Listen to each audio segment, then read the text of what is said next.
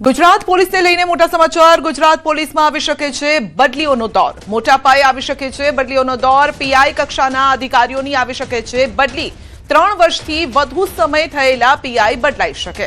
મોટાભાગની પીઆઈ કક્ષાના અધિકારીઓની થઈ શકે છે બદલી અને મોટાભાગના પીઆઈની થશે જિલ્લા બહાર બદલી। વધુ અપડેટ મેળવીશું સંવાદદાતા નવીન પાસેથી। જી નવીન, પીઆઈ કક્ષાના અધિકારીઓની બદલી આવી શકે છે। સંધ્યા, ગમે ત્યારે ઓર્ડર આવી શકે છે કે જે પણ પીઆઈ જે તે જિલ્લામાં 3 વર્ષથી અથવા 3 વર્ષથી વધારે સમય થઈ ગયો છે તે લોકોની ગમે ત્યારે જિલ્લા બહાર બદલીઓના આદેશ આવી શકે છે। સૂત્રો દ્વારા માહિતી પ્રમાણે લગભગ લિસ્ટ તૈયાર થઈ ગયું છે અને આ વીકની અંદર આ બદલીઓ કરી દેવામાં આવે તે પ્રકારના એંધાણ સામે આવી રહ્યા છે। મહત્વની વાત, આ જે બદલીઓ આવશે તે ખૂબ જ મોટી માત્રામાં પીઆઈની બદલી આવે તે પ્રકારની હાલ માહિતી જે છે તે મળી રહી છે। સંધ્યા જી, આપનો આભાર।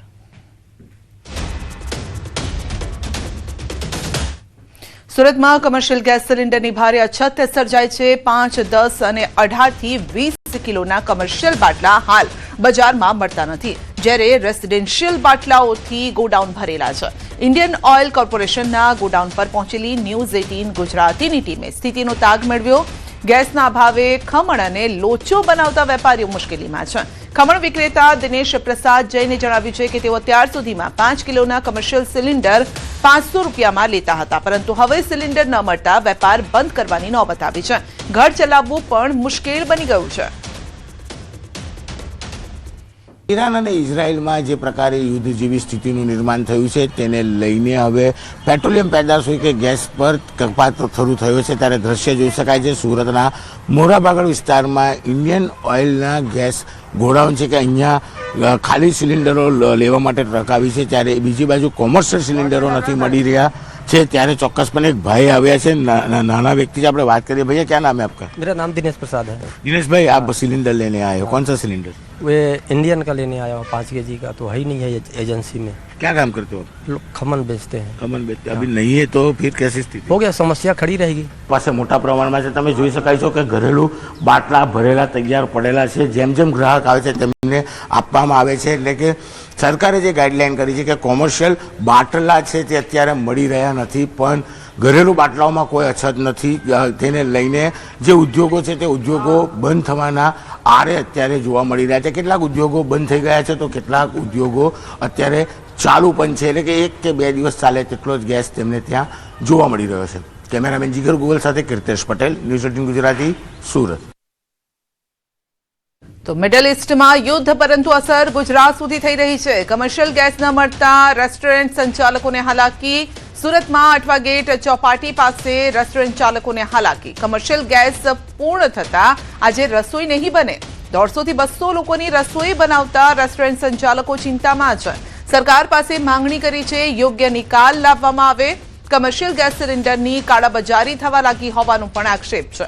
1800 રૂપિયાનો કમર્શિયલ બાટલો 5000 રૂપિયામાં વેચાતો હોવાનો સંચાલકોનો આરોપ છે। કમર્શિયલ ગેસ નહીં મળે તો કામદારો વતન તરફ રવાના થશે।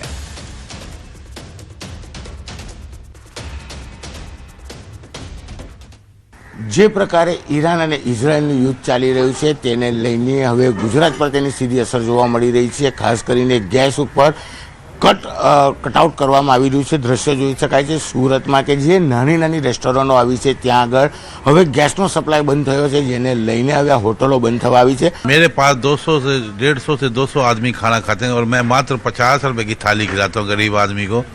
मैं ये सोच रहा हूँ कि इस टाइम इतनी किल्लत है कि हमारे पास इतनी गैस नहीं है कि हम अपने स्टाफ को कैसे खाना खिलाएं, तो गरीब आदमी कहाँ जाएगा। स्थिति आप देख रहे हैं कि हमारे बर्तन खाली पड़े हुए हैं, अपने स्टाफ को खाना खिलाने के लिए नहीं है। बाटला ही नहीं है तो खाना बनाएंगे कैसे?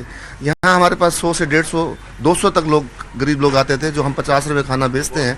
वो लोग इतना परेशान हो चुके हैं, वो भैया कहाँ से खाना खिलाएं, इतना परेशान हो चुके हैं। वो बोलते हैं हम अपने आप को कुछ भी कर लेंगे, खाना खाने कहाँ जाएंगे। 100 થી 150 લોકો આવે, અહીંયા પણ 50 રૂપિયામાં થાળી આપવામાં આવે છે। સ્પેશિયલ થાળી 99 રૂપિયામાં આવે છે। સુનિલભાઈ છે, सुनील भाई आ जाइए इधर। अपने पास 2 दिन बाटला चलेगा, 2 दिन के बाद गैस बंद करनी पड़ेगी हमको, होटल ही बंद करना पड़ेगा। બિલકુલ એક હોટલ બંધ થઈ ગઈ છે, બીજી હોટલ બંધ થવાની તૈયારી છે.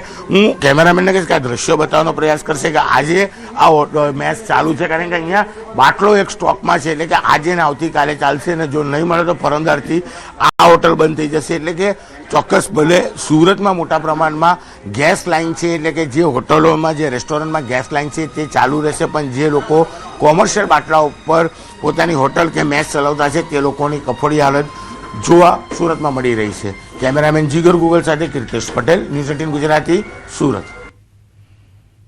તો અમેરિકા, ઈરાન, ઇઝરાયલ વચ્ચેના યુદ્ધની સીધી અસર મહેસાણા જિલ્લાના ઉદ્યોગ પર પણ પડી છે, જેમાં ખાસ કરીને આયાત અને નિકાસ અટકી જતા ફાર્મા ઉદ્યોગ અને મસાલાનો વેપાર, સ્ટીલના ઉદ્યોગકારોમાં તેની મોટી અસર જોવા મળી છે. સ્ટીલ ઉદ્યોગ માટેનો કાચો માલ દરિયાઈ માર્ગે અટવાયેલો હોવાથી ઇમ્પોર્ટ એક્સપોર્ટ પર તેની અસર થઈ રહી છે. મસાલા ઉદ્યોગને પણ તેની મોટી અસર થઈ છે. દુબઈ, સાઉદી, ઈરાન, સિરિયા, તુર્કી, કતાર, ઓમાન સહિતના દેશોમાં જીરું, હળદર, ધાણા સહિતના મસાલા માટે એક મોટું માર્કેટ છે, પરંતુ હાલ શિપિંગ અને જહાજના શેડ્યુલ અટકી જતા નિકાસ અટકી ગયું છે. સાથે સાથે ફાર્મા ઇન્ડસ્ટ્રી પર પણ આ યુદ્ધની અસર જોવા મળી રહી છે. જો આ યુદ્ધ લાંબુ ચાલ્યું તો મોંઘવારી વધશે અને તેની સાથે મોટા પાયાના જે ઉદ્યોગો છે તે બંધ થઈ જાય તેવી પરિસ્થિતિ છે.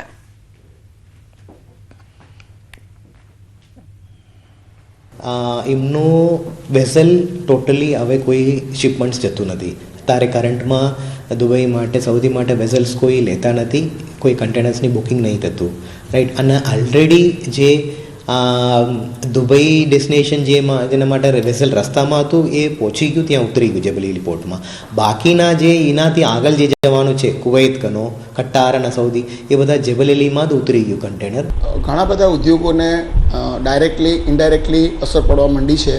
દાખલા તરીકે ફાર્મા ઇન્ડસ્ટ્રી, તો એમના પણ એક્સપોર્ટ ઓર્ડર છે એ અત્યારે કદાચ હોલ્ડ ઉપર થઈ ગયા છે, કારણ કે દરિયાઈ વેપાર માટે મુખ્યત્વે શિપિંગ ઇન્ડસ્ટ્રી ના મારફત જ ઉદ્યોગ થતો હોય છે, એક્સપોર્ટ કરવો કે ઇમ્પોર્ટ કરવો હોય.